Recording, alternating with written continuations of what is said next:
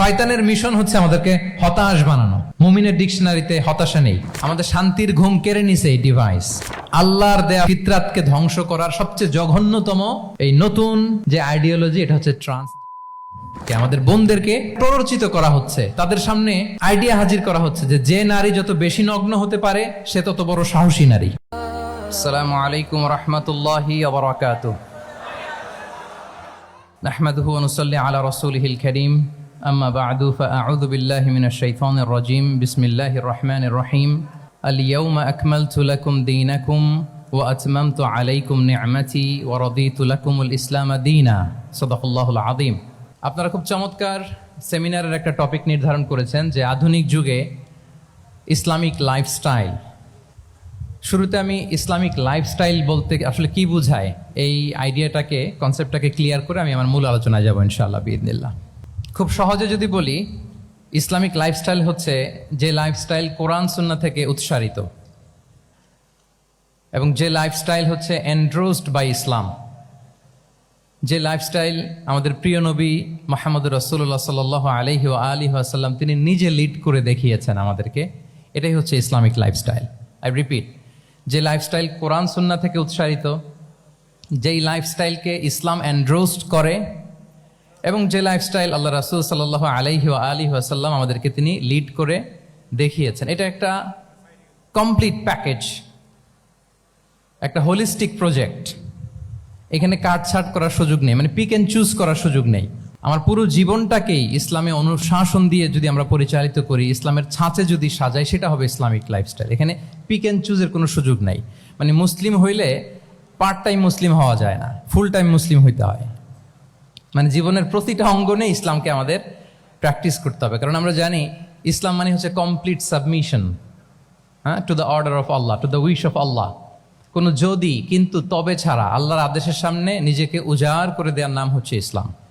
I repeat, আমি আবারও বলছি, কোনো যদি কিন্তু তবে ছাড়া আল্লাহর অর্ডারের সামনে নিজেকে সঁপে দেওয়ার নাম কি?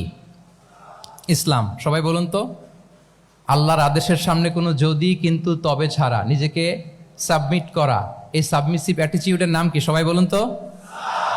তাহলে আপনি পিক অ্যান্ড চুজ করতে পারবেন না যে এটা আমার ভাল লাগে, এটা আমার সাথে যায়, সো আমি এটা নিলাম, এটা আমার সাথে যায় না, সো এটা থেকে আমি দূরে থাকলাম। তাইলে এটা ইসলামিক লাইফস্টাইল হলো না। এই কনসেপ্টটা কি ক্লিয়ার সবার কাছে? এটা একটা total package, it's a total project, it's a holistic program. আপনি আপনার সুবিধা মতো এখানে কাটছাট করতে পারবেন না, নিলে পুরোটাই নিতে হবে। তো আমরা অনেকে আবার কাটছাট করি নিজের মন মতো। তাদেরকে উদ্দেশ্য করে আল্লাহ তাআলা বলছেন, আফাতুমিনুনা বিবা'দিল কিতাবি ওয়া তাকফুরুনা বিবা'দ। তোমরা কি আল্লাহর কিতাবের কিছু অংশ মানো আর কিছু অংশ তোমরা অস্বীকার করো? এটা তোমাদের পলিসি? জেনে রেখো, ওয়ার্নিং দিচ্ছেন যে তোমাদের পলিসি যদি এইটা হয়, তাহলে এই দুনিয়াতে আছে তোমাদের জন্য লাঞ্ছনা, আর আখিরাতে তোমাদেরকে শাস্তির মুখোমুখি হতে হবে। তাহলে কাটছাট করার সুযোগ নেই। আমরা যেটা করি, নামাজ, রোজা, হজ, জাকাতের মতো এই যে আনুষ্ঠানিক ইবাদতগুলো, এগুলোতে আমরা ইসলামকে খুব মানি, ইসলামের অনুশাসন মানি। কিন্তু আমাদের ব্যক্তি জীবন, পারিবারিক জীবন, সামাজিক জীবন, আমার ডিলিংসগুলো, আমার ট্রেড, আমার বিজনেস, আমার ব্যবসা, আমার বিয়ে শাদী, আমার বিহেভিয়ার, এগুলোকে অনেক সময় আমরা ইসলামের অনুশাসন অনুযায়ী মানতে চাই না। এগুলোর ক্ষেত্রে আমরা অনেক সময় ইসলামের অনুগামী হই না। এইখানে একটা ঝামেলা রয়ে গেছে আমাদের। কিন্তু মূল কথা হচ্ছে, আপনি ইসলামকে মানলে দ্য টোটাল প্যাকেজ আপনাকে মানতে হবে। এখানে কাটছাট করার কোনো সুযোগ আছে বলেন তো? আওয়াজ করে বলেন, কোন কাটছাটের সুযোগ কি আছে? না, কারণ কমপ্লিট প্যাকেজ, কমপ্লিট প্যাকেজ। জীবনের প্রতিটি অঙ্গনকে ইসলামের অনুশাসন দিয়ে সাজানো, বা জীবনের প্রতিটি অঙ্গনে ইসলামকে অনুশীলন করার নামই হচ্ছে ইসলামিক লাইফস্টাইল। মূলত ইসলামই একটা lifestyle. Islam is not merely a set of beliefs and rituals, rather it's a lifestyle. ইসলাম নিজেই একটা lifestyle that emphasizes justice, spirituality, integrity and modesty. আপনি যদি নিতে চান, আপনাকে পুরোটাই নিতে হবে, তাহলে কাটছাট করার সুযোগ নেই। এটা হচ্ছে প্রথম, the first and foremost reminder tonight, যে ইসলাম একটা টোটাল প্যাকেজ, একটা কমপ্লিট প্রোগ্রাম, একটা হোলিস্টিক প্রোগ্রাম। এখানে পিক অ্যান্ড চুজ করতে পারবো না আমরা। আপনি যদি আমাকে ইসলামী লাইফস্টাইলের উপরেই সেমিনারে কথা বলতে বলেন, I must say you have to take the entire package. পুরোটাই আপনাকে নিতে হবে। এই আইডিয়াটা ক্লিয়ার হয়েছে আমাদের সবার কাছে? সবার কাছে ক্লিয়ার তো? তাহলে পিক অ্যান্ড চুজ করবো নাকি? শুনি নাই সবার কাছ থেকে। পিক অ্যান্ড চুজ করা যাবে? কাটসাট করা যাবে? কিছু কিছু রুলস এন্ড রেগুলেশন আমার খুব ভালো লাগে, আমার জন্য খুব সুবিধা হয়, ওইটা নিলাম, বাকিগুলা কাটসাট করে দিলাম।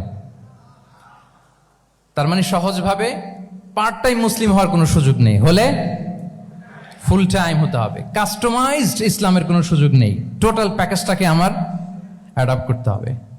এটা হচ্ছে ইসলামিক লাইফস্টাইল। তো আজকের এই সেমিনারে আমি কিছু ট্রেটস বা the core values of Islamic lifestyle আপনাদের সাথে শেয়ার করবার চেষ্টা করব, যাতে করে ব্যাপারটা আরও ক্রিস্টাল ক্লিয়ার হয় যে আসলে what is Islamic lifestyle all about. আসলে এটা কি, কিভাবে এটা আমরা অ্যাডাপ্ট করব, কিভাবে এটার সাথে নিজেকে খাপ খাওয়াবো, কিভাবে এটা আমরা প্র্যাকটিস করব। তাহলে প্রাথমিক কথা অলরেডি ডান, যে কাটসাট আমরা করব না, পিক অ্যান্ড চুজ করব না, টোটাল প্রোগ্রামটাই আমরা নেওয়ার চেষ্টা করব।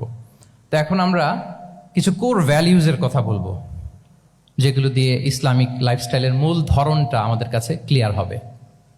ইসলামিক লাইফস্টাইলের কথা যদি আমাদেরকে বলতে হয়, প্রথম যেই ট্রেট, যে ক্যারেক্টারিস্টিক্স বা ভ্যালিউর কথা আমাকে বলতে হবে, সেটা হচ্ছে the concept of halal and হারাম।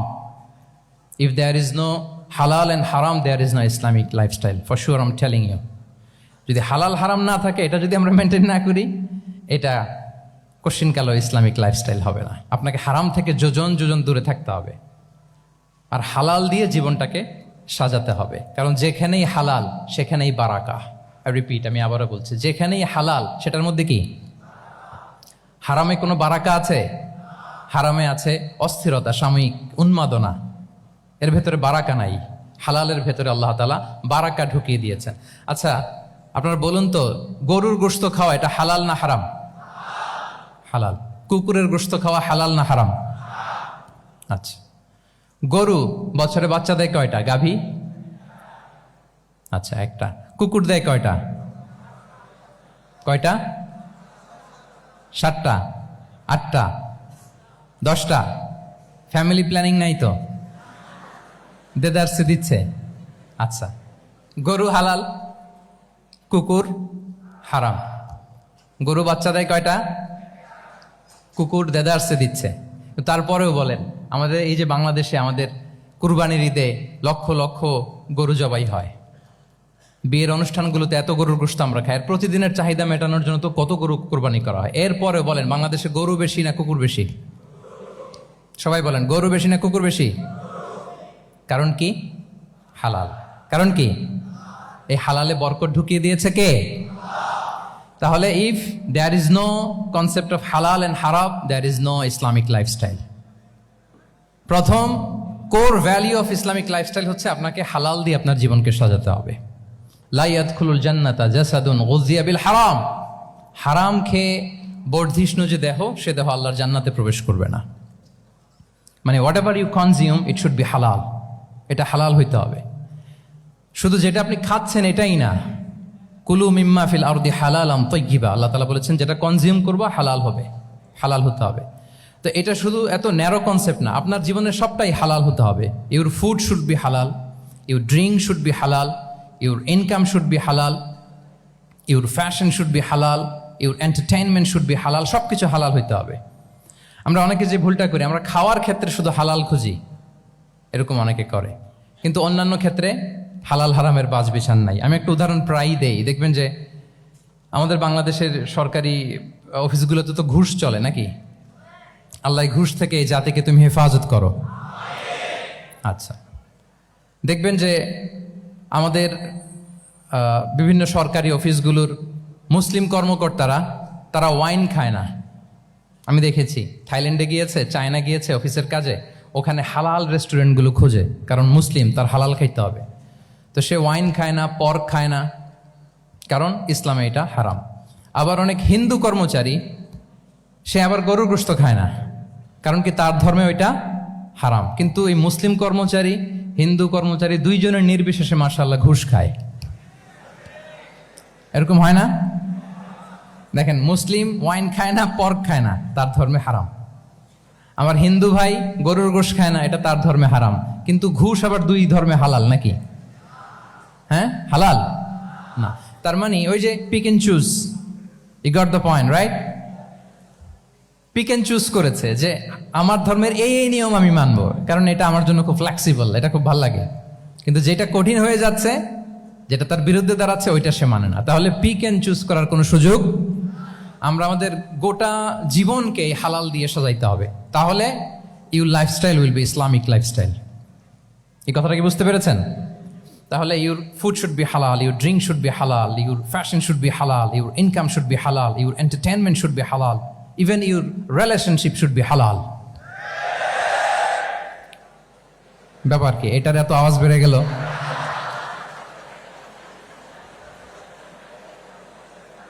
এটা কমন পড়ে গেছে নাকি?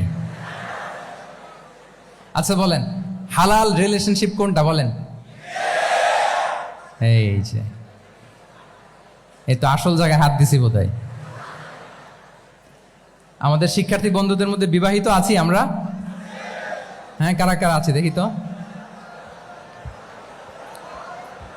মাশাআল্লাহ মাশাআল্লাহ, ঠিক আছে ঠিক আছে। আমাদের বোনরা উপরে আছেন, মাশাআল্লাহ, অনেকে হাত তুলেছেন, আলহামদুলিল্লাহ।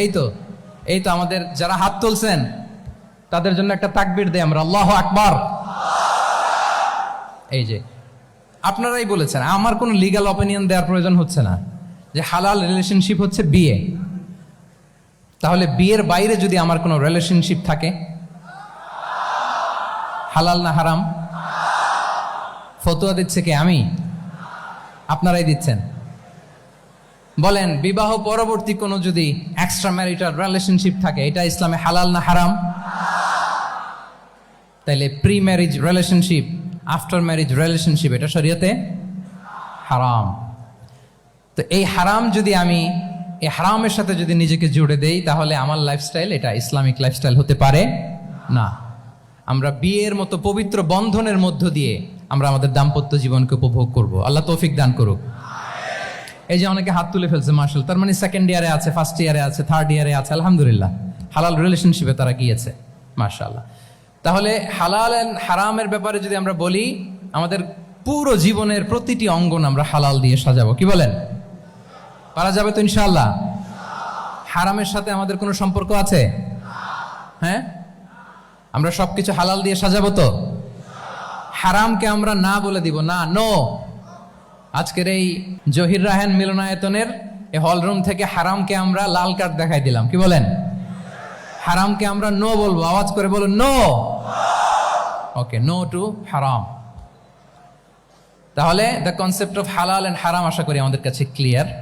আমরা হালাল দিয়ে নিজেদের জীবনকে সাজাবো, হারামের সাথে আমাদের কোনো সম্পর্ক নাই। তাহলে একটা ট্রেইট আমরা শেয়ার করলাম, একটা কোর ভ্যালিউ শেয়ার করলাম, যে আমরা যদি হালাল মেনটেন করতে পারি আমাদের জীবনে, এটা হচ্ছে one of the core values of Islamic lifestyle. 2 নম্বর হচ্ছে, ইসলামিক লাইফস্টাইলটা বেসিকলি এটা একটা প্রোডাক্টিভ লাইফস্টাইল। ইসলামী লাইফস্টাইল আমাদেরকে প্রোডাক্টিভ হতে উদ্বুদ্ধ করে।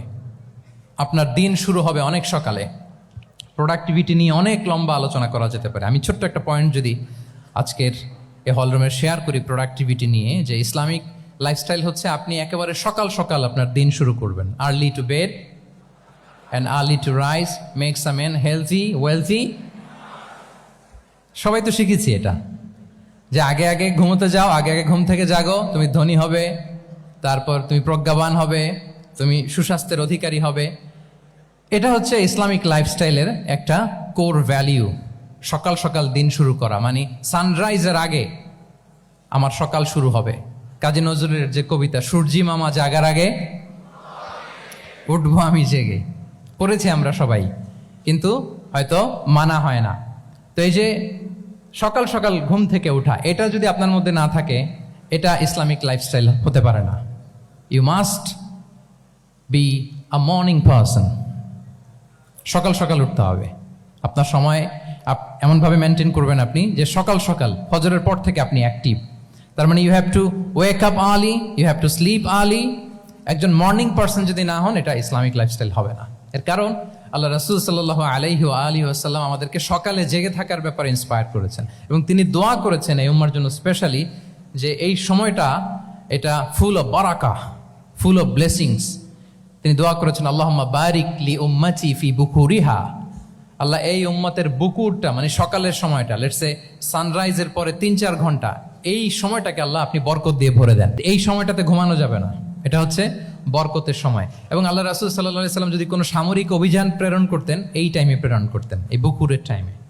এবং সাহাবারা তাদের কোনো ট্রেড ক্যারাভ্যান, ব্যবসায়িক কাফেলা যখন সেন্ড করতেন, এই টাইমটাতে সেন্ড করতেন, কারণ এই টাইমটাতে বারাকা। তো এখন নিজের সাথে মিলিয়ে নেন যে এই টাইমটাতে আমরা কি করি। আমি জানি না আপনাদের কি অভ্যাস। আমি এসে তো শুনলাম যে জাহাঙ্গীরনগর বিশ্ববিদ্যালয়ে নাকি যতজন শিক্ষার্থী ততজনের জন্য এখানে আবাসনের ব্যবস্থা আছে। বাংলাদেশের কোনো ইউনিভার্সিটিতে নাকি এটা নাই। আলহামদুলিল্লাহ, অসাধারণ প্রিভিলেজ, এখানে অনেক সুন্দর সুযোগ।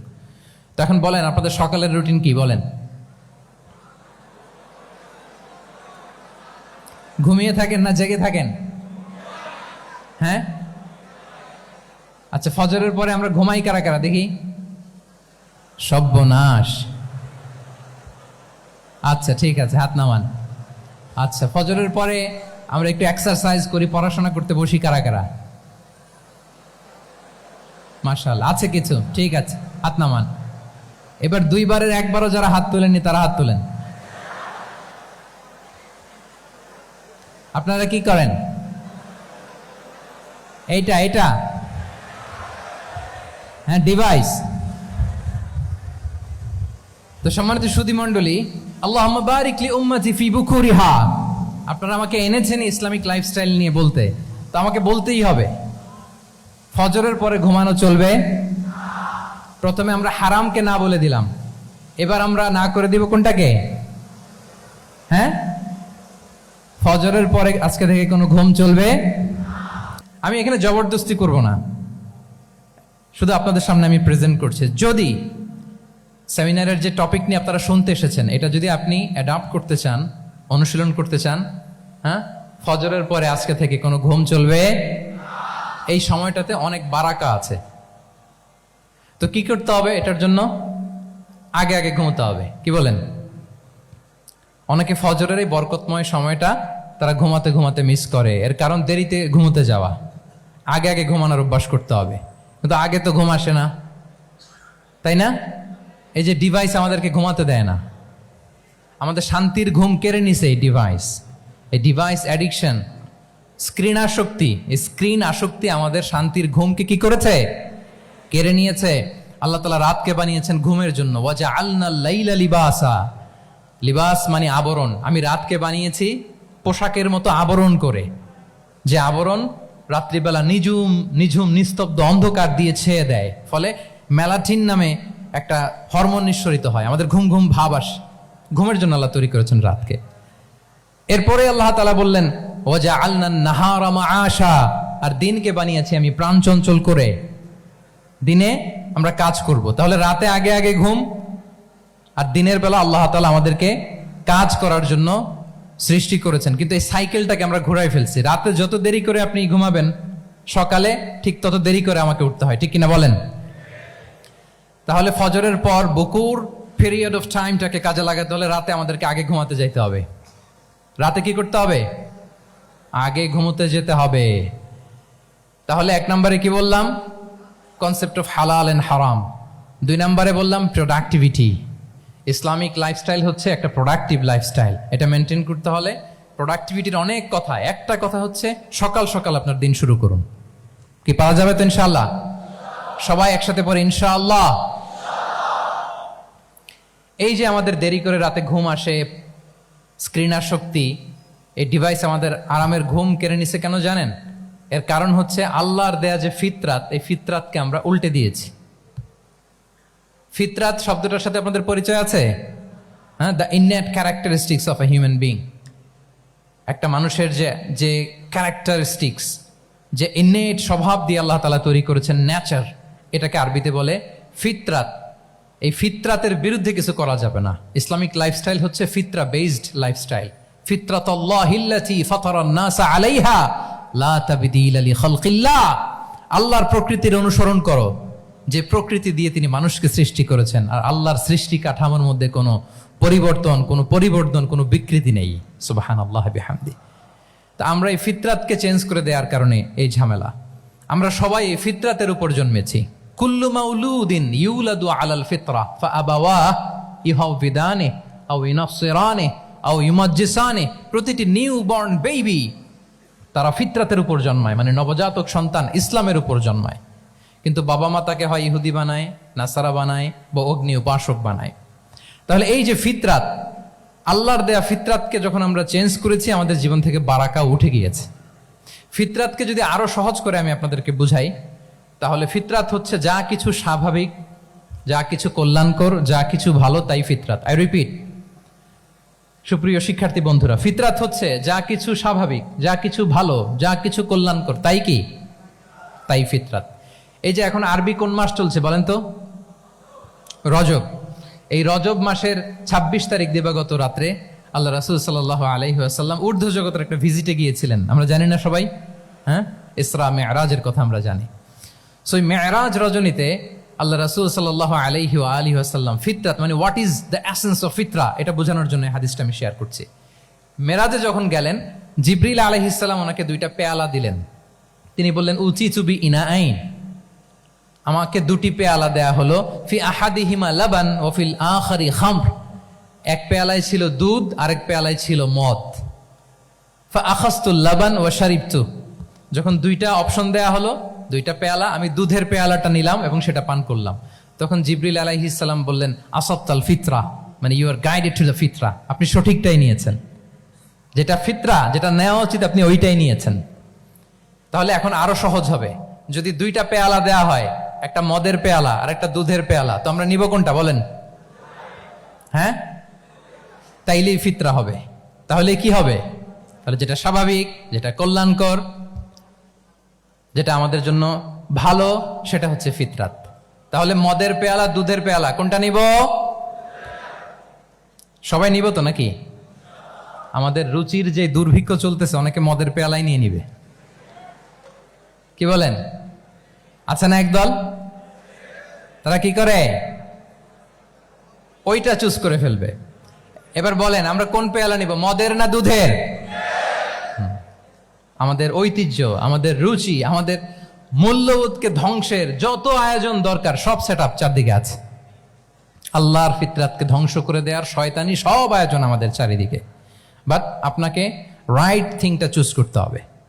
তাহলে রাসূল সাল্লাল্লাহু আলাইহি ওয়াসাল্লামকে দুধ দেয়া হলো, মদ দেয়া হলো, তিনি নিলেন দুধের পেয়ালা। তাহলে এটা হচ্ছে ফিতরাত। এটা কি? ফিতরাত। এভাবে সবকিছু চেঞ্জ করে দেয়া হয়েছে। সবকিছু, আমাদের লাইফস্টাইল চেঞ্জ করে দেয়া হয়েছে, আমাদের ফুড হ্যাবিট চেঞ্জ করে দেয়া হয়েছে, আমাদের খাদ্যাভ্যাসের মধ্যে পরিবর্তন। দেখবেন যে এখন আমরা যা খাই, আগে কিন্তু এটা খাইতাম না। এখন আমরা প্রসেসড ফুড খাই, হ্যাঁ, ফাস্ট ফুড খাই, জেনেটিক্যালি মডিফাইড যে ফুডগুলো আমরা খাই, এরপরে ল্যাব মিট, কত যে ভয়ঙ্কর। আপনারা জেনে থাকবার কথা যে ল্যাবে তৈরি মাংস দেখেছেন নাকি আপনারা? প্রাকৃতিক মাংসের কোনো ছিটে ফোটা নেই, কিন্তু এটা গরুর মাংস হয়ে গেছে, ওইটা মানুষ খাচ্ছে। মানে আমাদের লাইফস্টাইলও করাপ্টেড, আমাদের ফুড হ্যাবিটও করাপ্টেড, আমাদের স্লিপিং সাইকেলটা করাপ্টেড, সব কিছু করাপ্ট করে দেওয়া হচ্ছে। এবং এটার প্রভাব পড়েছে আমাদের শিশুদের মধ্যেও। দেখবেন যে শিশুরা সবজি খেতে চায় না। আমার তো 2 মেয়ে আছে, আমি তো দেখি বাসায়, বা অনেকের কমপ্লেনগুলো আমরা শুনি। আমাদের এখনকার বাচ্চাদেরকে ভেজিটেবলস দিলে খায় না, মাছ দিলে খায় না, অর্গানিক ভালো ভালো খাবার দিলে শাকসবজি খায় না। কি খাবে জানেন? সচেস খায়, সচেস, হটডগ খায়। হ্যাঁ, ওই যে আপনি অর্ডার দিয়ে বার্গার এনে দিবেন, পিৎজা এনে দিবেন, ওইটা খাবে। তারপর ইনস্ট্যান্ট নুডলস খাবে, স্যুপ খাবে, ফ্রোজেন যত মিল আছে এগুলো খাবে, টিনজাত খাবার যেগুলো দীর্ঘদিন সংরক্ষণ করে রাখা হয়। তো বলেন, আজ থেকে 30 বছর আগে আমাদের বড়রা কিংবা আমাদের শিশুরা, আমরা কেউ কি এই খাবার খেয়েছি বলেন তো? আওয়াজ করেন, খেয়েছি কেউ? They changed the entire system. কেন আমরা ইসলামিক লাইফস্টাইল নিয়ে কথা বলছি এখন? কারণ আমাদের পুরো সিস্টেমটাই, আমাদের পুরো ফিতরাতটাই ওরা চেঞ্জ করে দিয়েছে। তারপর ডিভাইস ছাড়া বাচ্চারা খেতে চায় না, কার্টুন দেখে দেখে খাওয়াতে হয় ওদের। কি বলেন? আচ্ছা বলেন তো, আজ থেকে 30 বছর পেছনে ব্যাক টু দ্য হিস্ট্রিতে যদি আমরা যাই, 70-এর দশকে, 80-র দশকে বাংলাদেশের কোনো একটা গ্রামের কথা, একটা পল্লীর কথা আপনি একটু চিন্তা করেন তো। রাত 8টার দিকে, 9টার দিকে আপনি ওই গ্রামের কাউকে খুঁজে পাবেন? 70-এর দশকে, 80-র দশকে একটা গ্রামের পরিবেশের কথা যদি চিন্তা করেন, রাত 8টায় সবার কি অবস্থা বলেন তো? আপনি তো ঘুম খুঁজে পান না, আপনার তো ইনসomnia। আমাদের এখন ট্যাবলেট খাওয়া লাগে না ঘুমের জন্য? আমাদের তো ইনসomnia হয়ে গেছে এখন। কিন্তু আজ থেকে বেশি দূরে না, 30 বছর আগের একটা গ্রামীণ পরিবেশের রাত 8টার পরিবেশ হচ্ছে সবাই ঘুম। আমরা তারও 2 বা 3 ঘন্টা পরে ডিনার করব, কিন্তু ওনাদের মাগরিবের আগে বা পরে ডিনার করে ফেলছে, এশার নামাজ পড়েই কি 1-2 জন না, পুরো গ্রাম জামাতে ঘুম। পুরো গ্রাম জামাতের সাথে ঘুম। তো যে লোকটা 8টার দিকে ঘুমালো, উঠবে কখন বলেন? রাত 3টার পরে ওর ঘুম আসবে? আর হ্যাঁ, ঘুমেরও তো একটা লজ্জা শরমের ব্যাপার আছে। আর কত থাকবে এখানে, কি বলেন? আপনি তো ঘুমাতে যান রাত 2টায়, আর আজ থেকে 30 বছর আগে আমার বাংলাদেশের একটা গ্রামীণ পরিবেশে রাত 8টার দিকে সবাই ঘুম। আমরা এখন যেই টাইমটাতে ঘুমোতে যাই, ওই সময় ওনাদের অর্ধেক ঘুম শেষ। ফজরের নামাজ পড়ে আমাদের বাপ চাচারা কি করতো? হ্যাঁ, একটু ব্যাক টু দ্য হিস্ট্রিতে তাকান না। ফজরের নামাজ পড়ে এক বল পান্তা ভাত খাইতো।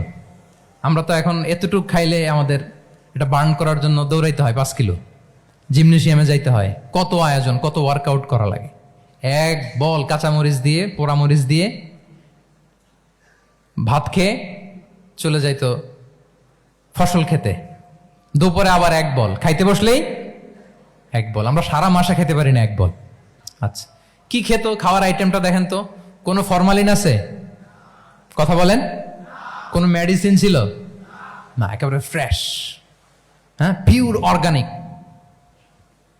নিজেদের মাঠ থেকে আনা যে ধান, ঢেকি ছাটার ধান দিয়ে ভাত খেত। বাড়ির পুকুরের মাছ, কোনো ফরমালিন নাই। নিজের চাষ করা সবজি খেত, গোয়ালের দুধ খেত। আমরা অনেকে মনে করি যে আমাদের এই যে সায়েন্স অ্যান্ড টেকনোলজিক্যাল অ্যাডভান্সমেন্টের যুগে আমরা বোধহয় খুব সুখে আছি, আমাদের দাদা পরদাদারা বোধহয় এত সুখ করে যায় নাই। ওনারা যে সুখ করে গেছে তা আমরা চোখেও দেখি নাই। আমার দাদা পরদাদারা যে সুখে লাইফ লিড করেছে তার অর্ধেকও আমরা করতে পারি না। তারাই আসলে শান্তির, সুখের, আনন্দের সময়টা তারা কাটিয়েছে। তাহলে সম্মানিত সুধীমণ্ডলী, পুরো আমি আপনাদেরকে বোঝানোর চেষ্টা করছি যে ইসলামিক লাইফস্টাইল নিয়ে why we should talk about Islamic lifestyle. কারণ পুরো সিস্টেমটাকে তারা কলাপস করেছে, করাপ্ট করেছে। ওদের ফুড হ্যাবিট, ওদের লাইফস্টাইল, ওদের স্লিপিং স্টাইল সব চেঞ্জ করেছে। তো এই জন্য আল্লাহর দেয়া ফিতরাতকে যেন আমরা প্রিজার্ভ করি, আমরা সচেতন হই। এখনই যদি সচেতন না হই, ডিজাস্টার আমাদের জন্য অপেক্ষা করছে। Just wait and see. তাহলে ইসলামিক লাইফস্টাইল হচ্ছে একটা ফিতরা বেসড লাইফস্টাইল। এই ফিতরাকে আমাদেরকে প্রিজার্ভ করতে হবে। তাহলে 3টা পয়েন্ট বলে ফেলছি অলরেডি, যদি আপনাদের মনে থাকে। প্রথমে কি বলেছিলাম? হালাল, হালাল দিয়ে জীবন সাজাবো। 2 নম্বরে প্রোডাক্টিভিটির জন্য কি করব? রাতে দেরি করে ঘুমাবো, তাহলে আগে আগে ঘুমাবো, ফলে আগে আগে ঘুম থেকে জেগে কাজ শুরু করব। 3 নম্বরে ফিতরা, মানে আল্লাহর দেয়া প্রাকৃতিক যে নিয়ম, মানে আলোর সাথে সাথে আমার জীবন শুরু, আলো নাই আমিও ঘুমায় পড়বো। কি বলেন? আপনি উন্নত দেশে তো তাই হয়। জাপানে আমি কয়েকবার গিয়েছি, আগে আগে ঘুমায় পড়ে। ইভেন আমেরিকাতে আমি কয়েকবার গিয়েছি, অনেক অনেক শহরে 8টার পরে সুপার শপ বন্ধ, 8টার পরে ঘুম এরা। আমরা হাঁটছি কোন দিকে? আমরা একটু নিজেদেরকে প্রশ্ন করি। তাহলে 3 নাম্বার হচ্ছে ফিতরা বেসড যে লাইফস্টাইল, এটার দিকে আমাদেরকে ফিরে আসতে হবে। 4 নাম্বার হচ্ছে মডেস্টি, শালীনতা। One of the core values of Islamic lifestyle. এই শালীনতা আমরা হারাতে বসেছি। মডেস্টি বললে অনেকে শুধু কাপড় চোপড় নিয়ে চিন্তা করে যে ছোট কাপড়, বড় কাপড়। Modesty is not about only clothing, but also your behaviour, your dealing, your overall character.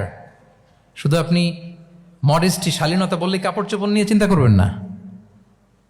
এটা আপনার মডেস্টি ইন ইউর স্পিচ, আপনার কথার মধ্যেও, শব্দ চয়নেও মডেস্টি থাকতে হবে, আপনার বিহেভিয়ারে মডেস্টি থাকতে হবে, আপনার ডিলিংসে মডেস্টি থাকতে হবে।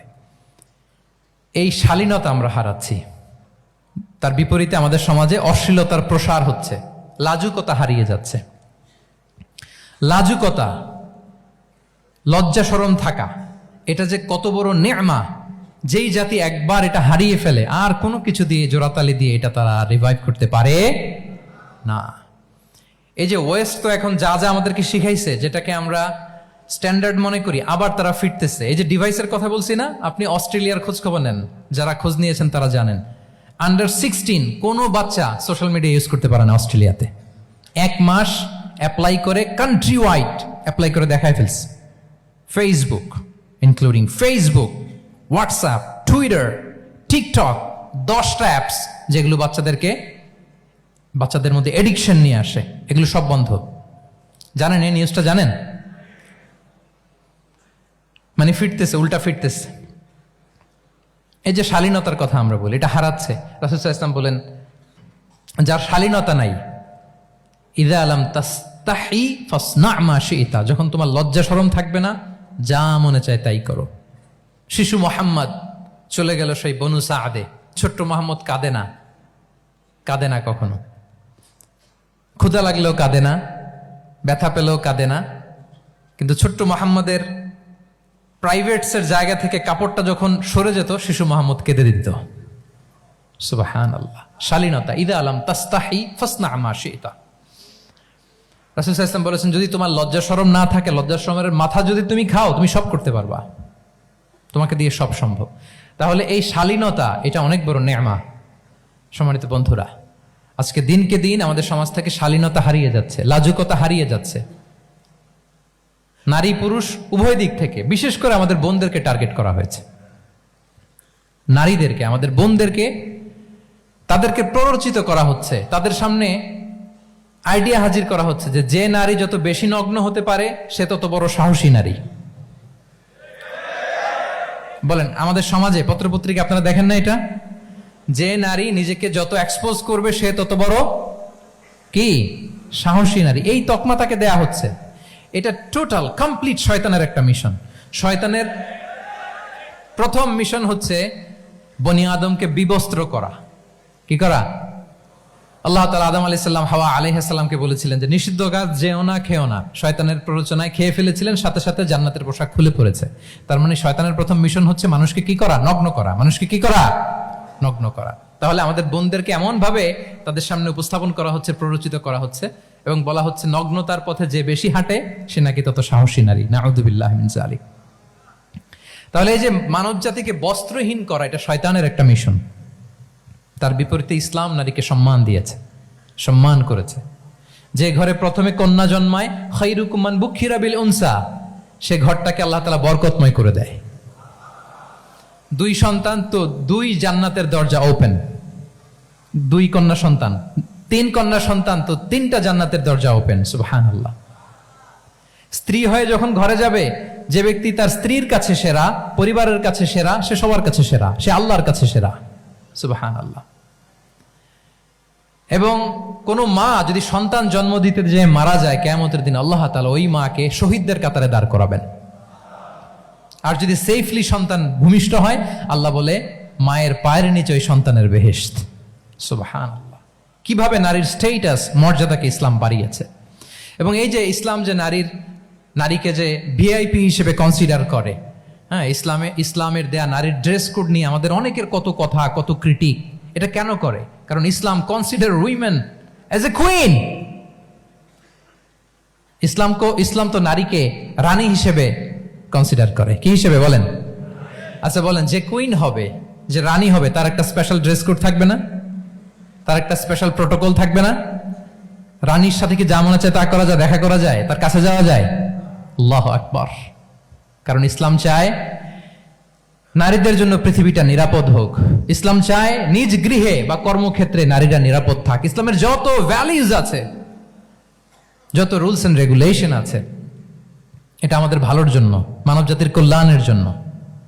তাহলে এই অশ্লীলতা থেকে আমাদের যোজন যোজন দূরে থাকতে হবে। If you talk about Islamic lifestyle, আমাদেরকে শালীনতা, মডেস্টি ফিরিয়ে আনতে হবে। You have to maintain modesty.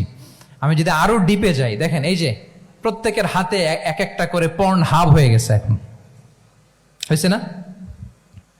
পর্নোগ্রাফির সয়লাভ, বিকৃত যৌনাচারের সয়লাভ। এখন নতুন নামে, নতুন মোড়কে, এলজিবিটি আমাদের সমাজে নানা মোড়কে আমাদের সামনে উপস্থাপন করা হচ্ছে। শুনেছেন না এগুলো? আপনারা নাম শুনেছেন? এই যে ট্রান্স নাম শুনছেন না? নিজের দেহ কাটাকাটি করে দিব্যি পুরুষ, 4 সন্তানের বাবা, এখন হঠাৎ করে বলে যে আমি মনে মনে নারী, তো সোসাইটি যেন আমাকে নারী স্বীকৃতি দেয়। বায়োলজিক্যালি দিব্যি নারী, 3 সন্তানের মা, এখন বলে যে এখন আমি মনে মনে ভাবতেছি পুরুষ, তো আমাকে পুরুষ হিসেবে তুমি কনসিডার করো। আল্লাহর দেয়া ফিতরাত, এই যে বলছি উল্টায় ফেলতেছে, এই ফিতরাতকে ধ্বংস করার সবচেয়ে জঘন্যতম এই নতুন যেটা বাজারজাত করা হচ্ছে যে আইডিওলজি, এটা হচ্ছে ট্রান্সজেন্ডারিজম।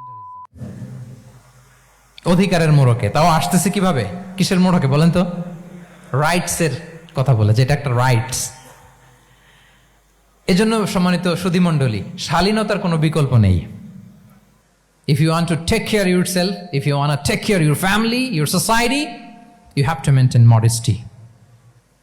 কোনো বিকল্প নেই, সাবধান হইতে হবে আমাদেরকে। তাহলে 4 নম্বরে কি? শালীনতা, মডেস্টি। শালীনতা হচ্ছে ইসলামিক লাইফস্টাইলের ভূষণ। এখন পরিকল্পিতভাবে এই শালীনতার কবর রচনা করা হচ্ছে আমাদের সমাজে। আপনারা কি রাগ করতেছেন? কথা ক্লিয়ারলি বুঝতে পারতেছেন? আমি যদি রয়ে শয়ে কথা বলি তা বুঝতে পারবেন আপনারা? ক্লিয়ারলি মেসেজগুলো আমি আপনাদের সামনে পৌঁছে দিচ্ছি। তাহলে কয়টা গেল? 4টা। হালাল, প্রোডাক্টিভিটি, প্রিজার্ভিং ফিতরা এন্ড ফাইনালি মডেস্টি, 4টা কাভার। 5 নম্বরে হচ্ছে ইসলামিক লাইফস্টাইল যদি আমরা মেনটেন করি, we must have to be optimistic, hopeful, আশাবাদী হইতে হবে।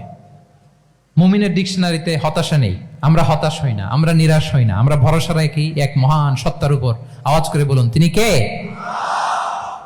শয়তানের মিশন হচ্ছে আমাদেরকে হতাশ বানানো।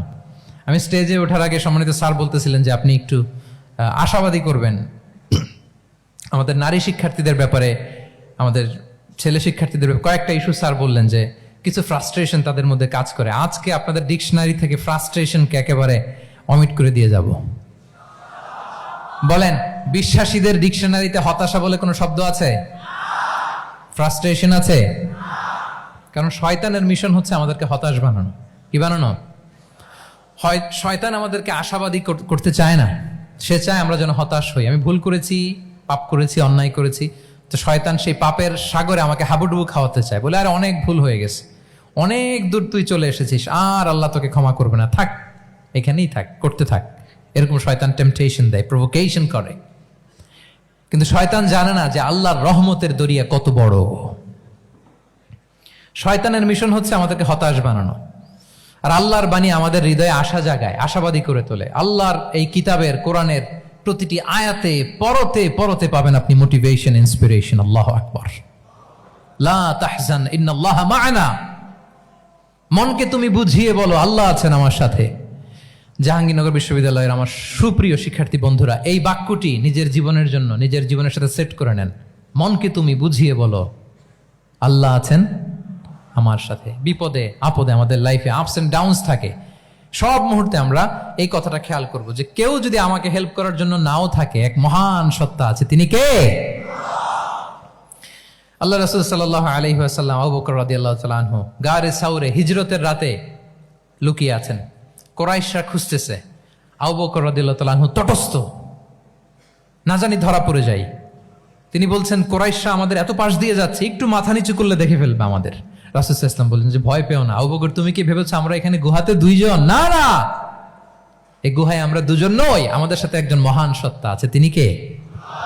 আমরা 3 জন এখানে। লা তাহজান ইন্নাল্লাহা মা'ানা। ভয় পেও না, হতাশ হয়ো না, নিশ্চয় আল্লাহ আমাদের সাথে আছেন। আল্লাহ তাআলা সরাসরি কথাটাকে কোরআনে কোট করেছেন যে লা তাহজান ইন্নাল্লাহা মা'ানা। তাহলে সুপ্রিয় বন্ধুরা, এই বাক্যটা আমাদের খেয়াল রাখতে হবে যাদের মধ্যে ফ্রাস্ট্রেশন কাজ করে, যে মনকে তুমি বুঝিয়ে বলো কে আছেন আমার সাথে? আল্লাহ আছেন আমার সাথে। এরকম কোরআনের পরতে পরতে অনেক আয়াত পাবেন। লা তাইয়াসু মির রাউহিল্লাহ ইন্নাহু লা ইয়াইয়াসু মির রাউহিল্লাহি ইল্লাল কওমুল কাফিরুন। আল্লাহর রহম থেকে নিরাশ হয়ো না। কাফিররা ছাড়া কেউ আল্লাহর রহম থেকে নিরাশ হয়? আমি আপনি আমাদের জীবনে কত ভুল করেছি, কত অন্যায় করেছি, কতটাই বা পাপ করেছি। মনে রাখবেন, আমাদের পাপ যত বড় হোক, আল্লাহর রহমতের দরিয়া তার চাইতেও বড়। ইন্না মা'আল উসরি ইউসরা ফাইন্না মা'আল উসরি ইউসরা, and verily with every hardship there is an ease. প্রত্যেক কষ্টের পরেই থাকে স্বস্তি। এই বাক্যগুলো কি আপনাকে মোটিভেশন দেয় না? এই কথাগুলো কি আপনাকে চাঙ্গা করে না? আপনার জীবনে ইন্সপিরেশন হয়ে আসে না এই কথাগুলো? ওয়ালা তাহিনু ওয়ালা তাহজানু ওয়া আনতুমুল আ'লাউনা ইন কুনতুম মুমিনিন। চিন্তা করো না, হতাশ হয়ো না, তোমাদেরই বিজয় হবে যদি তোমরা মুমিন হও। আল্লাহু আকবার। তাহলে আপস এন্ড ডাউনস থাকবে, এবং মুমিন জীবনে তো হতাশা থাকবেই না। কারণ আমার জীবনে যদি কোনো কষ্টের ঘটনা ঘটে, এটার জন্য আমি রিওয়ার্ড পাবো। আমি যদি অসুস্থ হই, আমার প্রত্যেক অসুস্থতার কারণে আমার পাপ মোচন হয়। সুবহানাল্লাহ পড়েন। আপনার জ্বর হয়েছে, এই জ্বরের কারণে আল্লাহ আপনার গুনাহ মাফ করবেন। আপনি ব্যথা পেয়েছেন, অসুস্থ হয়েছেন, আল্লাহ তাআলা গুনাহ মাফ করে দিবে। তাহলে হতাশার কোনো সুযোগ আছে বলেন? না, মুমিন জীবনে হতাশার কোনো সুযোগ নেই। রাসূল সাল্লাল্লাহু আলাইহি ওয়াসাল্লাম বলেন, মা ইউসিবুল মুসলিমা মিন নাসাব ওয়ালা ওয়াসাব ওয়ালা হাম্মিন ওয়ালা হুজনিন ওয়ালা আযান ওয়ালা গাম্মিন হাত্তা শাওকাতি ইউশাকুহা ইল্লা কাফারাল্লাহু বিহা মিন খাতায়া। মুমিন জীবনে যত ব্যথা, কষ্ট, দুঃখ, এমনকি ফল পাড়তে যে গাছের কাটার খোঁচা যদি খান, রাসূল সাল্লাল্লাহু আলাইহি ওয়াসাল্লাম বলেন ওই খোঁচার ব্যথার কারণে আল্লাহ তোমার গুনাহ মাফ করে দেয়। কেউ অসুস্থ হয়ে রাসূল সাল্লাল্লাহু আলাইহি ওয়াসাল্লামের কাছে আসলে রাসূল সাল্লাল্লাহু আলাইহি ওয়াসাল্লাম কি বলতেন জানেন? কেউ জানেন? লা বাস আলাইক তুহুরুন ইনশাআল্লাহ। তিনি বলতেন, আরে don't worry about it, it will cleanse up your scenes. ভয় পেও না, আরে এই অসুস্থতা, এটার কারণে আল্লাহ তোমার গুনাহ মাফ করে দিবে। সুবহানাল্লাহ। তাহলে অসুস্থ ব্যক্তি আর উজ্জীবিত হতো না? রাসূল সাল্লাল্লাহু আলাইহি ওয়াসাল্লাম অসুস্থ ব্যক্তিকে দেখলেই মাথায় হাত বুলিয়ে দিতেন, দোয়া করতেন, আল্লাহুম্মা রাব্বান নাস আযহিবিল বাস ইশফি আনতা শাফি, দোয়া করে দিতেন। আর বলতেন, আরে ভয় পেও না, এই অসুস্থতা তোমার গুনাহ মাফ করে দিচ্ছে। তাহলে অসুস্থতার মধ্যেও তারা উজ্জীবিত হতো। আমরা মানুষকে আশাবাদী করব, ভয় দেখাবো না। অসুস্থ মানুষকে ভিজিট করতে গেলে আপনারা কি করেন? ভয় দেখান নাকি? না, আশাবাদী করবেন। বলবেন যে আরে কি অসুস্থতা, আপনার দেখে দেখে অনেক সুস্থ লাগতেছে, বলতে পারবেন না? কিন্তু আমরা কি করি? কেউ অসুস্থ হইলে ওই অসুস্থতায় সবচেয়ে কষ্ট পেয়ে যে মারা গেছে তার হিস্ট্রি বলা শুরু করি। এরকম করে না অনেকে? ধরেন যে একজন ক্যান্সারের পেশেন্টকে দেখতে গেছেন, এইবার যে আপনার কোন খালা ক্যান্সারে কিভাবে ধুকে ধুকে মরছিল, ওই হিস্ট্রি আপনি বয়ান দিতে শুরু করছেন। বেচারা বাঁচবে? যা একটু সুস্থ ছিল ওইটাও তো অসুস্থ বানাই দিচ্ছেন। কি বলেন? তাহলে ইসলাম আমাদেরকে আশাবাদী করে। প্রিয় ভাই এবং বোনেরা, কি করে? আশাবাদী করে। আমরা যদি আমাদের কোনো প্রিয়জনকে হারাই, আমরা আশাবাদী হয়েই হারাই, কারণ তাকে আমি চিরকালের জন্য হারাচ্ছি না। আপনি আপনার আব্বাকে হারাচ্ছেন তো কি হয়েছে? বাপ হারায় তো কাঁদবে নাস্তিক। কি বলেন? নাস্তিকদের তো মরার পরে নাকি আর কিছু নাই। হ্যাঁ, দেখবেন আপনাদের সামনে সামনে অনেক কিছু বলে যে কিছু নাই, যা দেখি না, বিশ্বাস করি না। একা একা যখন মৃত্যুর পরে কি হবে চিন্তা করে ওর দম বন্ধ হয়ে আসে। ইসলাম মানুষকে আশাবাদী করে। দেখেন আমরা কত দূর দেখি, কত দূর ভাবি। আমার দাদা মারা গেছে, এটা আমার কোনো টেনশনেরই কারণ না, কারণ আমি সবসময় ভাবি আমার দাদাকে আমি ওপারে যেয়ে পাবো। আমার আব্বাকে আমি হারিয়েছি তো ওপারে পাবো। আমার বন্ধুকে আমি হারিয়েছি, কাছের বন্ধুটা যে আমার জন্য খুব ইন্সপিরেশন ছিল, সাময়িক বিচ্ছেদ এটা আমাদের জন্য, কারণ আমরা ওই জগতে বিশ্বাস করি। আল্লাহু আকবার। তাহলে হতাশা আমাদের ডিকশনারিতে আজকে থেকে রাখা যাবে। ইসলামিক লাইফস্টাইল যদি মেনটেন করতে চান, you have to be optimistic. Clear কথাটা? আচ্ছা, এরপরে গ্রেটফুলনেস, 6 নাম্বার। গ্রেটফুলনেস, আপনাকে কৃতজ্ঞ হইতে হবে, শুকরগুজার হইতে হবে। আমরা অনেকে কমপ্লেইন করি খুব বেশি, না এটা ভুল। সম্মানিত সুধী মণ্ডলী, be grateful with what you have. যা আছে এটা নিয়ে শুকরগুজার হন, আপনার জীবনটাকে আল্লাহ সুন্দর করবে। তাহলে কমপ্লেইন করব না, আমরা শুকরগুজার হব। রাসূল সাল্লাল্লাহু আলাইহি ওয়াসাল্লাম বলেছেন, তোমার চেয়ে যে খারাপ অবস্থানে আছে তার দিকে তাকাও, যে ভালো আছে তার দিকে তাকিও না।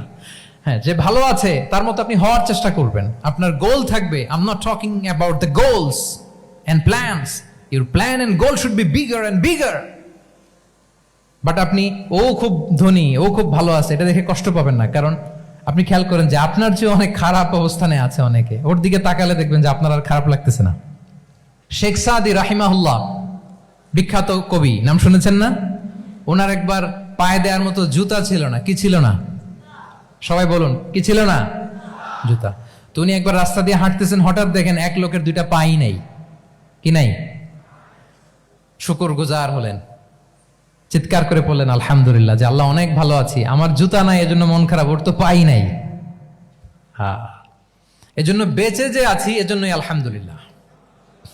লা ইন শাকারতুম লা আযীদান্নাকুম ওয়া লা ইন কাফারতুম ইন্না আযাবি লাশাদীদ। আল্লাহ বলেন যদি শুকরিয়া করো, শুকরগুজার হও, আমি আল্লাহ নিয়ামত বাড়িয়ে দেব। যদি না শুকরি করো, জেনে রাখো আমার শাস্তি কঠিন। তাহলে বেঁচে যে আছি এজন্যই কি পড়া উচিত? জাহাঙ্গীরনগর বিশ্ববিদ্যালয় আওয়াজ করেন, বেঁচে যে আছি এজন্য কি পড়বো? আপনি যে অবস্থানে থেকে খুশি না, ভাল লাগে না আপনার, যে হায় রে আমি তো লুজার, আমার কিচ্ছু নাই, আপনার এই অবস্থানে পৌঁছাটা অনেকের জন্য স্বপ্ন। মানে যেটা পেয়ে আপনি হ্যাপি না, অতটুকু হইতে পারাটা অনেকের কি স্বপ্ন। আপনাকে যদি জিজ্ঞেস করি ভাই কি চান, কি লাগবে বলেন, কি চান, তা আপনি বলবেন যে শেখ আমি ধনী হইতে চাই, আমার একটা ব্রাইট ক্যারিয়ার চাই, আমি টাকা চাই, আমি খ্যাতি চাই, আমি ক্ষমতা চাই, এটা চাই। কত যে চাওয়ার ফিরিস্তি আমাদের। আপনি একটু একটা ক্যান্সার হসপিটালে জানতো, ক্যান্সারের 3rd স্টেজে চলে আসছে, ধুকে ধুকে লাস্ট স্টেজে চলে আসছে। আপনার তো অনেক কিছু চাই, আপনি ওকে একটু জিজ্ঞেস করেন যে ভাই আপনি কি চান? ও টাকা চায় না? ক্যান্সারের রোগী টাকা চাবে? খ্যাতি চাবে? ব্রাইট ক্যারিয়ার চায়? সে কি চায় বলেন তো একটু? সে একটু বাঁচতে চায়। যে ভাই তুমি কি চাও? বলবে আমি কিছু চাই না, একটু বাঁচতে চাই। বার্ন ইউনিটে যদি কখনো যাওয়ার সুযোগ হয়, দেখবেন যে চিৎকার করে তারা, এত কষ্ট, এই দহনের কারণে এত কষ্ট, তারা চিৎকার করতে থাকে হসপিটালকে কাঁপিয়ে। আপনি ওকে একটু জিজ্ঞেস করবেন ভাই কি চাও? বলেন তোর চাওয়াটা কি? ও শুধু বাঁচতে চায়, কিন্তু ওই বেঁচে থাকা নিয়ে তো আমাদের কোনো ফিলিংসই নাই। আমরা যে বেঁচে আছি এটা যে শুকরগুজার হওয়ার অনেক বড় একটা কারণ, আমরা এরকম করে ভাবিই না। এজন্য সুপ্রিয় সুধী মণ্ডলী, আমরা যে বেঁচে আছি এজন্য আলহামদুলিল্লাহ। শুধু বেঁচে থাকার কারণে আমরা কি পড়বো? তাহলে গ্রেটফুলনেস। আপনি যদি ইসলামিক লাইফস্টাইলে নিজেকে অভ্যস্ত করতে চান, আপনার যেমনি অপটিমিস্টিক হইতে হবে, এট দ্য সেম টাইম আপনাকে কি হইতে হবে? গ্রেটফুল হইতে হবে। 7 নম্বরে তাওয়াক্কুল। Put you trust on Allah because only He can help you, only He can protect you. And when you put your trust on Allah, you are in a divine shield. আপনি যখন আল্লাহর উপর নিজেকে ন্যস্ত করেন, আপনি একটা ডিভাইন, একটা প্রোটেকশনের ভেতরে থাকেন। বিশ্বাসীরা কি করে? আল্লাহর উপর ভরসা করে। কি করে? কার উপর? তদবিরের উপর, লবিং এর উপর, মামা চাচা? তাহলে আল্লাহর উপর ভরসা হবে। কার উপর? ফাইদা আযামতা ফাতাওয়াক্কাল আলাল্লাহ। আল্লাহর উপর ভরসা করব। এমনকি ঘর থেকে বের হওয়ার সময় রাসূল সাল্লাল্লাহু আলাইহি ওয়াসাল্লাম আমাদেরকে বলেছেন আল্লাহর উপর তাওয়াক্কুল করো। আমরা কি দোয়া পড়ি বলেন তো ঘর থেকে বের হয়ে? বিসমিল্লাহি তাওয়াক্কালতু আলাল্লাহ। এই তাওয়াক্কুল নিয়ে আমাদের অনেক মিসকনসেপশন আছে। আমাদের মধ্যে একটা প্রবণতা আছে, অনেকে বলে যে যা হবে হবে, আল্লাহ ভরসা। বলে যে যা হবে হবে, কি ভরসা? কথা বলতে হবে তো আমার সাথে। আপনার কি বোরিং হচ্ছেন? ওরে আল্লাহ, অনেক রাত হয়ে গেছে, তো শেষ করে দেই তাহলে। আর কয়েক মিনিটের মধ্যে শেষ করবো ইনশাআল্লাহ। তাহলে অনেকের মধ্যে একটা প্রবণতা আছে, তারা বলে যে যা হয়েছে হয়েছে, কি ভরসা? যা করে আল্লাহ, আল্লাহ ভরসা। এটা it's not the concept of তাওয়াক্কুল। এটা তাওয়াক্কুল নয়। ইসলামে তাওয়াক্কুল is always at the second step. The first step is your effort. প্রথমে আপনি চেষ্টা করবেন, এরপরে আপনি আল্লাহর উপর তাওয়াক্কুল করুন। কিছু না করে যদি বলেন আমি আল্লাহ ভরসা, এটা আল্লাহ ভরসা হয়েছে? এটা আপনার মন গড়া একটা কথা হয়েছে, কিন্তু এটা তাওয়াক্কুল হয়? আমাদের অনেকে অলসতা, অকর্মণ্যতা, অপারগতা, হীনমন্যতা এগুলোর তাওয়াক্কুল বানায় ফেলাইছে। হাত গুটায় বসে থাকবে, কাজ করবে না, অলস, আর বলে কি আল্লাহ ভরসা। রিজিকের মালিক আল্লাহ, কিছু করবে না আর বলে আল্লাহ ভরসা। প্রিয় ভাইরা, রাসূল সাল্লাল্লাহু আলাইহি ওয়াসাল্লাম তিনি অলসতা, অকর্মণ্যতা, হীনমন্যতা, কাপুরুষতা, ভীরুতা এগুলো থেকে আল্লাহর কাছে পানাহ চেয়েছেন। নিজের সাধ্যের সবটুকুন তিনি করেছেন, তারপরে আল্লাহ ভরসা করেছেন। এবং পাখিকে ইসলামে তাওয়াক্কুলের মডেল বানানো হয়েছে। রাসূল সাল্লাল্লাহু আলাইহি ওয়াসাল্লাম বলেন লাউ আন্নাকুম তাতাওয়াক্কালুনা আলাল্লাহি হাক্কা তাওয়াক্কুলি লা রাযাকাকুম কামা ইয়ারযুকুত তুয়ুর তাগদু খিমাসান ওয়া তারুহু বিতানান। মানে তোমরা যদি পাখির মতো তাওয়াক্কুল করো, তাহলে পাখিকে আল্লাহ যেমন রিজিক দেয় তোমাদেরকেও রিজিক দিবে। পাখি কি করে বলেন তো? প্রতিদিন সকালবেলায় ওর ঘরের ভিতরে বসে বলে যে আল্লাহ ভরসা। বলে? বরঞ্চ কি করে সে? সকাল সকাল কিচির মিচির রবে, দিক দিগন্ত মাতিয়ে সে বের হয়ে যায়, সারাদিন ঘুরতে থাকে, তাহলে খালি পেটে সকালবেলায় পাখিগুলো বেরোয় যায়, আকাশে বাতাসে ছুটে বেড়ায়, আর বিকেল বেলায় ওদর পূর্তি করে প্রতিটা পাখিকে তার নিড়ে ফিরিয়ে দেয় কে? আপনারা তো বোঝা অনেক সহজ। আপনাদের জাহাঙ্গীরনগর এটা তো নাকি পাখিদের অভয়ারণ্য শুনলাম আমি, কখনো আসা হয়নি আমার, দিনের বেলা আসা দরকার ছিল, তাহলে আপনাদের ক্যাম্পাস বিউটি আমি দেখতে পেতাম। তো পাখি কিন্তু বসে থাকে না, সকালে কি করে? খালি পেটে পাখিগুলো বেরিয়ে যায়, ওরা ওদের রোল প্লে করে, চেষ্টা করে, এরপরে বিকেল বেলা ওদর পূর্তি করে তাদেরকে নিড়ে ফিরিয়ে দেয় কে? তাহলে পাখিকে তাওয়াক্কুলের মডেল বানানো হয়েছে। আপনি হাত গুটিয়ে বসে থেকে বললেন আল্লাহ ভরসা, এটা হয়েছে না। আপনি আপনার সর্বোচ্চটুকুন চেষ্টা করবেন, সব করার পরে এরপরে আপনি বলবেন আল্লাহ ভরসা। তাহলে তাওয়াক্কুল হলো প্রথমে যে কোনো জিনিস অ্যাচিভ করার জন্য পরিকল্পনা করা, তারপর সে পরিকল্পনা বাস্তবায়নের উপায় বের করা, তারপর বিভিন্ন উপায় উপকরণের সাহায্য নিয়ে সেটা অ্যাচিভ করার জন্য প্রাণান্তকর প্রচেষ্টা চালিয়ে যাওয়া, অবশেষে ফলাফলের জন্য কার উপর নির্ভর করা। দিস ইজ কল্ড তাওয়াক্কুল। এখন আমি কিছুই করলাম না, বললাম যে যা করে আল্লাহ, তাওয়াক্কুল হয়েছে তো না? আমাদের সমাজে দুইটা ধারণা, কেউ কেউ বলে আরে আমি তো সব করব, তাওয়াক্কুলের দরকার কি?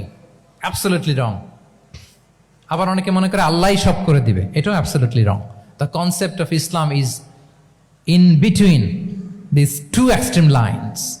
এই দুইটার মাঝখানে হচ্ছে তাওয়াক্কুল। তাহলে তাওয়াক্কুলের মেকানিজম হচ্ছে আমার সাধ্যের সবটুকুন আমি করব, তারপরে আল্লাহ সাহায্য আসবে, সেজন্য আমি তাওয়াক্কুল করব। আপনারা মুসা আলাইহিস সালামের ঘটনা জানেন, উনি যখন বনী ইসরায়েলকে নিয়ে লোহিত সাগরের সামনে আসলেন, ফেরাউন তার সৈন্য নিয়ে ধাওয়া করলো, আল্লাহ তাআলা সাথে সাথে কি রাস্তা বানাই দিলেন নাকি? সাগরের মাঝখানে না, আল্লাহ বললেন আনিদ্রিব বিআসাকাল বাহর, লাঠি দিয়ে একটা বাড়ি মারো সাগরে। মুসা আলাইহিস সালাম বাড়ি না মারলে তো আল্লাহ রাস্তা বানাতে পারতেন না, না পারতেন না? পারতেন, কিন্তু এটা তাওয়াক্কুলের মেকানিজম নয়। ওনাকে বলেছেন বাড়ি মারো, উনি লাঠি দিয়ে বাড়ি মারলেন, বিশাল রাস্তা হয়ে গেল। মারিয়াম আলাইহিস সালাম যখন ঈসা আলাইহিস সালামকে ডেলিভারি করলেন, ক্লান্ত শ্রান্ত ক্ষুধার্ত, কি খাবেন? আল্লাহ তাআলা বললেন ওয়াহুজ্জি ইলাইকি বিজিযইন নাখলাতি তুসাকিত আলাইকি রুতাবান জানিয়া, মানে ম্যারি মানে মারিয়াম, একটু কষ্ট করে উঁচু হয়ে পাশে একটা খেজুর গাছ আছে, ওটা ডাল ধরে টান দাও, টসটসে পাকা খেজুর পড়বে নিচে, ওটা খাও। উনি টান না দিলে আল্লাহ এমনি অটোমেটিক্যালি পাঠাতে পারতেন না খেজুর? আল্লাহ পাঠাননি। তাহলে এই পৃথিবীর সিস্টেম হচ্ছে আপনাকে কষ্ট করতে হবে, আপনার রোলটা আপনাকে প্লে করতে হবে। ইসলামের তাওয়াক্কুল is always at the second step, the first step is your effort. আপনাকে চেষ্টা করতে হবে, তারপরে আপনি তাওয়াক্কুল করবেন, তাহলে এটা প্রপার তাওয়াক্কুল হবে। তাহলে এখন থেকে হাত গুটিয়ে বসে থেকে আল্লাহ ভরসা বলবেন? বলবেন? আমরা এটা ভুল করে ফেলি, আমরা এটা ভুল করে ফেলি। রাসূল সাল্লাল্লাহু আলাইহি ওয়াসাল্লাম, ওনার কাছে আল্লাহ সাহায্য আসতো, জিবরিল আলাইহিস সালামও আসতো, তারপরেও কখনো তিনি নিজের ভাগ্য আল্লাহর হাতে ছেড়ে দিতেন না। আমাদের মতো যা করে আল্লাহ, আল্লাহ ভরসা বলে কখনো নিজের ভাগ্য আল্লাহর হাতে ছেড়ে দিতেন, বরং নিজের সাধ্যের সবটুকুন দিয়ে তিনি চেষ্টা করতেন, তারপর তিনি ভরসা করতেন কার উপর? আপনি হিজরতের ঘটনাটা দেখেন। আল্লাহ যেদিন বললেন যে আজ রাতেই তুমি আর আবু বকর হিজরত করো, রাসূল সাল্লাল্লাহু আলাইহি ওয়াসাল্লাম ওই দিন দুপুরবেলা আবু বকর রাদিয়াল্লাহু তাআলা আনহুর ঘরে গেলেন। তিনি কখনো দুপুরবেলা বেরোন না, তিনি কখনো মাস্ক পরে বেরোতেন না। সেদিন তিনি মাস্ক পরে বেরোলেন, খারাজা মুতাকান্নিয়ান, মুখ ঢেকে বেরোলেন। আবু বকর রাদিয়াল্লাহু তাআলা আনহুর ঘরে যেয়ে বলেন, আবু বকর আখরিজ মান ফিল বাইত, ঘরে যারা আছে বের করে দাও, প্রাইভেট আলাপ আছে। আবু বকর রাদিয়াল্লাহু তাআলা আনহু বললেন, ইয়া রাসূলুল্লাহ, আসমা আর আয়েশা একজন তো আপনার পরিবার, আর একজন তার বোন, আমরাই তো, বলেন। রাসূল সাল্লাল্লাহু আলাইহি ওয়াসাল্লাম আশ্বস্ত হলেন, বললেন যে আজ রাতেই আমরা হিজরত করব, আজ রাতেই। মক্কা থেকে মদিনা হচ্ছে উত্তর দিকে, কোন দিকে? আপার নর্থ। তিনি মক্কা থেকে মদিনায় হিজরত করবেন উত্তরে, কিন্তু তিনি বের হলেন দক্ষিণ দিক দিয়ে, শত্রুর চোখে ধুলি দেওয়ার জন্য। দেখেন, দিনের বেলা বেরোলেন না, রাতে বেরোলেন। দেখেন, একটার পর একটা প্রিকশন। দুপুরে বেরোলেন, চেহারা ঢেকে বেরোলেন, প্রাইভেসি মেনটেন করলেন, ডেস্টিনেশন এদিকে বের হলেন, এই দিক দিয়ে সবার চোখের অন্তরালে তিনি বের হলেন। এবং তিনি আবু বকর রাদিয়াল্লাহু তাআলা আনহুকে বললেন, সবাই যেই পথে মদিনা যায় আমরা কিন্তু ওই পথে যাব না, ক্যারাভানগুলো যেই পথে যায় ওই পথে না, সাওয়াহিলি একটা আনইউজুয়াল রুট ধরে আমরা যাব, সাগরের পার ঘেঁষে ঘেঁষে, যাতে ওরা বুঝতে না পারে। এই জন্য আবু বকর রাদিয়াল্লাহু তাআলা আনহু একজনকে ভাড়া করলেন, আব্দুল্লাহ ইবনে উরাইকেত নামে, যে আনইউজুয়াল রাউটটা চিনে, যে সাগরের পাশ ঘেঁষে চলে যাওয়া পথ দিয়ে মক্কা থেকে রাসূল সাল্লাল্লাহু আলাইহি ওয়াসাল্লামকে মদিনায় পৌঁছায় দিবে। 2টা উট তিনি 2 মাস ধরে এটাকে নার্চারিং করে রাখলেন। 3 দিন আবু বকর রাদিয়াল্লাহু তাআলা আনহু এবং রাসূল সাল্লাল্লাহু আলাইহি ওয়াসাল্লাম গারে সাউরে অবস্থান করলেন 3 দিন, যাতে করে বুঝতে পারেন যে মক্কায় তাদের ব্যাপারে কি বলা হয়। এবং আবু বকর রাদিয়াল্লাহু তাআলা আনহুর ছোট্ট ছেলে আব্দুল্লাহকে অ্যাসাইন করা হলো যে আব্দুল্লাহ, তুমি তো ছোট মানুষ, তুমি প্রতিদিন মক্কার বাজারে যেয়ে শুনবা যে আমাদের ব্যাপারে কুরাইশরা কি বলে। নিশ্চয়ই তারা তন্ন তন্ন হয়ে আমাদেরকে খুঁজবে, না পেয়ে ওরা কি কি পলিসি নেয় এটা এসে আমাদেরকে জানাবা। সুবহানাল্লাহ। ছোট্ট আব্দুল্লাহ মক্কার বাজারে কে কি বলে শুনে গোয়েন্দার মতো করে, স্পাইয়ের মতো করে সে তথ্যগুলো নিয়ে, খাবার নিয়ে গারে সাউরে প্রতিদিন ইনফরমেশন পাস করে আসতো, আবার খাবার দিয়ে আসতো। আচ্ছা বলেন তো, এই ছোট্ট আব্দুল্লাহ যেই পথে যায়, মরুভূমির উপরে তার ফুটপ্রিন্ট আছে না, আব্দুল্লাহর ফুটপ্রিন্ট। তো কোরাইশরা তো তন্ন তন্ন হয়ে রাসূল সাল্লাল্লাহু আলাইহি ওয়াসাল্লামকে খুঁজতেছে, ডানে বায়ে সামনে পেছনে সব জায়গায়। তারা যদি আব্দুল্লাহর ছোট্ট পায়ের ছাপ পায় আর সেটাই যদি ফলো করে, তাহলে ডিরেক্টলি তারা কোথায় যেয়ে পৌঁছবে? রাসূল সাল্লাল্লাহু আলাইহি ওয়াসাল্লামের কাছে, গারে সাউরে। আল্লাহ রাসূল সাল্লাল্লাহু আলাইহি ওয়াসাল্লাম কি করলেন? আবু বকর রাদিয়াল্লাহু তাআলা আনহু কি করলেন? আমির ইবনে ফুহায়রা নামে আরেকটা লোককে অ্যাসাইন করলেন যে 3 দিনের জন্য আব্দুল্লাহ যখন তথ্য নিয়ে খাবার দিয়ে চলে যাবে, আমির ইবনে ফুহায়রা, তোমার কাজ হচ্ছে যেই পথ দিয়ে আব্দুল্লাহ হেঁটেছে এই পথ দিয়ে তুমি আমাদের ছাগলগুলোকে একটু চড়াই দিবা। তাহলে ওখানে ওই বাচ্চার আর ফুটপ্রিন্ট থাকবে না, ওই ছাগলগুলোর পায়ের ছাপ থাকবে। অনেক লম্বা ঘটনা, এরকম একটার পর একটা প্রিকশন আল্লাহ রাসূল সাল্লাল্লাহু আলাইহি ওয়াসাল্লাম এবং আবু বকর রাদিয়াল্লাহু তাআলা আনহু ওনারা নিয়ে তারপরে হিজরতের পথে রওনা হয়েছেন। এবং যখন রওনা হয়েছেন, রাসূল সাল্লাল্লাহু আলাইহি ওয়াসাল্লাম আর ডানে বায়ে তাকান না, তিনি কোরআন তেলাওয়াত করছিলেন। হি ওয়াজ রিসাইটিং দ্য কোরআন, কারণ now he is in the state of tawakkul. এখন তিনি তাওয়াক্কুল করতেছেন। তাহলে বলেন তো, তাওয়াক্কুল কি শুরুতে না শেষে? তারপরে কতটা শেষে? আপনার চেষ্টা, আপনার তদবির, আপনার লবিং, আপনার এফর্ট, আপনার সাধ্যের নাগালে থাকা সব কিছু উজাড় করে দেওয়ার পরে আপনি বলবেন তাওয়াক্কালতু। আমরা করি কি? আমরা কি করি? আল্লাহ ভরসা। ভাই কি প্ল্যান আপনার? হুজুর আল্লাহ ভরসা। এবার বলেন, এটা হয়েছে? এটা কি আসলে দ্য প্রপার কনসেপ্ট অফ তাওয়াক্কুল হয়েছে প্রিয় ভাই এবং বোনেরা? হয় নাই। কারণ তাওয়াক্কুল is always at the second step. The first step is your effort. আপনি আপনার সাধ্যের সবটুকু করবেন, তারপর কি করবেন? ক্লিয়ার?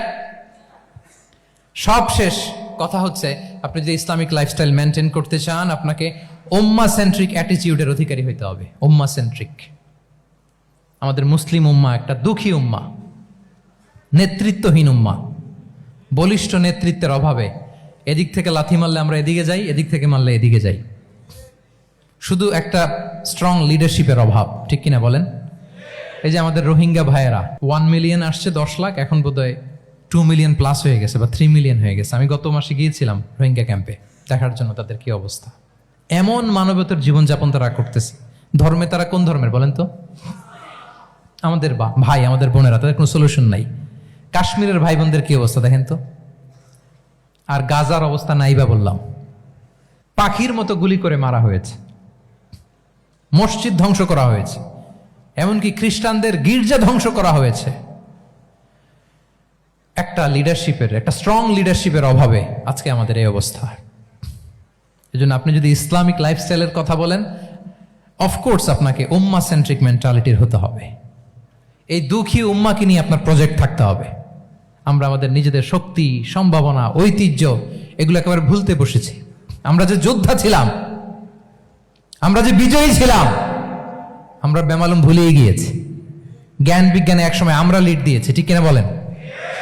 আমাদের জাবির ইবনে হাইয়ান ছিল, আমাদের আল বিরুনি ছিল, আমাদের আল ইদ্রিসি ছিল, আমাদের আল ফারাবি ছিল। এই নলেজ এখন ওয়েস্টে ট্রান্সফার হয়েছে, সেই নলেজ আবার ট্রান্সফার হয়ে আমাদের করতলগত একদিন হবে ইনশাআল্লাহ। তো এই প্রজেক্ট তো আমাদের নাই। একদিন যে আমাদের হাতে আসবে, হুজুর আল্লাহ ভরসা নাকি? শুধু আল্লাহ ভরসা বলে বসে থাকলে হবে?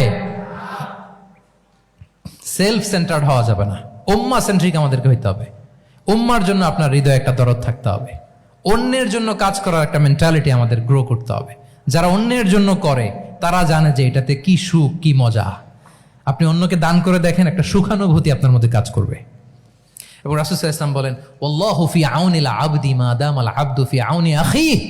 আল্লাহ তাআলা ততক্ষণ পর্যন্ত বান্দার সাহায্যে থাকে, ওই বান্দার, যতক্ষণ পর্যন্ত এই বান্দা তার ভাইয়ের সাহায্যে থাকে। এজন্য আমাদের প্রতিটি কাজে, পদক্ষেপে আমাদের নির্যাতিত ভাইয়েরা যেন তারা আমাদের চিন্তায় থাকে, তারা যেন আমাদের দোয়ায় থাকে, আমাদের সহযোগিতায় থাকে, এবং উম্মার জাগরণে যেন নিবেদিত হয় আমাদের সকল এফোর্ট, সকল প্রজেক্ট, সকল প্রচেষ্টা। কি পারা যাবে কিনা বলেন? উম্মার জন্য এরকম স্যাক্রিফাইসিং মেন্টালিটি আমাদের থাকার দরকার আছে না নাই বলেন? তাহলে উম্মা সেন্ট্রিক মেন্টালিটি আমাদের করতে হবে সম্মানিত সুধী মণ্ডলী। তাহলে ইসলামিক লাইফস্টাইল নিয়ে যদি আমরা কথা বলি, আমাদের উম্মা সেন্ট্রিক হওয়ার কোনো বিকল্প নাই। আমি যদি পুরো আলোচনার সামারি করি তাহলে বলতে হবে, শুরুতে আমি যেটা বলেছিলাম যে এখানে পিক অ্যান্ড চুজ করে ইসলামিক লাইফস্টাইল অ্যাডাপ্ট করার আমাদের কোনো সুযোগ, মনে আছে যে কথা দিয়ে শুরু করেছিলাম? পিক অ্যান্ড চুজ করা যাবে মন মতো? না, পুরোটাই মানতে হবে। এবং 8টা, মোস্ট লাইকলি 8টা core values of Islamic lifestyle আমি আপনাদের সাথে শেয়ার করেছি। একটু যদি রিকল করি, 1 নম্বরে কি বলেছিলাম বলেন তো? হালাল, হালাল মেনটেন করতে হবে, হারামের সাথে আমাদের কোনো সম্পর্ক। 2 নম্বরে প্রোডাক্টিভিটি। 3 নম্বরে ফিতরা বেসড লাইফস্টাইল হতে হবে। 4 নম্বরে মডেস্টি। 5 নম্বরে হতাশ হওয়া যাবে না, মনকে তুমি বুঝিয়ে বলো আল্লাহ আছেন আমার সাথে, অপটিমিজম। তারপরে আল্লাহর উপর ভরসা করা, গ্রেটফুলনেস। 7 নম্বরে কোনো কিছু না করে, হ্যাঁ, সবকিছু করার পরে, মাশাআল্লাহ, অ্যাবসলিউটলি রাইট আনসার। সবকিছু আমার সাধ্যের সবটুকুন করার পরে কি করব? কার উপর তাওয়াক্কুল করব? এবং আমরা উম্মাহ সেন্ট্রিক চিন্তা লালন করব, উম্মাহ কেন্দ্রিক। পারা যাবে তো? এই কোর ভ্যালিউজ গুলো যদি আপনি মেনটেন করেন, this would be the Islamic lifestyle. সম্মানিত সুধী, ইসলাম আমাদেরকে যে লাইফস্টাইল প্রেসক্রাইব করেছে, সেই প্রেসক্রাইব লাইফস্টাইলে আমাদেরকে সাবস্ক্রাইব করতে হবে। এর বাইরে মুসলিমের কোনো লাইফস্টাইল থাকতে পারে? এর বাইরে অন্য কোনো লাইফস্টাইল আল্লাহর কাছে গ্রহণযোগ্য হতে পারে? আল্লাহ তাআলা আমাদের সবাইকে কথাগুলো বোঝার ও আমল করার তৌফিক দান করুন। সম্মানিত সুধী মণ্ডলী, আমি আবারও পাঠশালাকে শুকরিয়া জানাই, বিশ্ববিদ্যালয় কর্তৃপক্ষকে শুকরিয়া জানাই, এবং দীর্ঘ 1 ঘন্টারও বেশি সময় ধরে আপনারা যারা এই লম্বা আধুনিক যুগে ইসলামিক লাইফস্টাইল শিরোনামের এই সেমিনারে অংশগ্রহণ করলেন, আপনাদের সবাইকে আবারও প্রাণ ঢালার শুভেচ্ছা এবং অভিনন্দন জানিয়ে আমার আলোচনা এখানেই আমি শেষ করছি। হাযা মা ইনদি ওয়াল ইলমু ইনদাল্লাহি আলাইহি তাওয়াক্কালতু ওয়া ইলাইহি উনীব। ওয়াসসালামু আলাইকুম ওয়া রাহমাতুল্লাহি ওয়া বারাকাতুহু।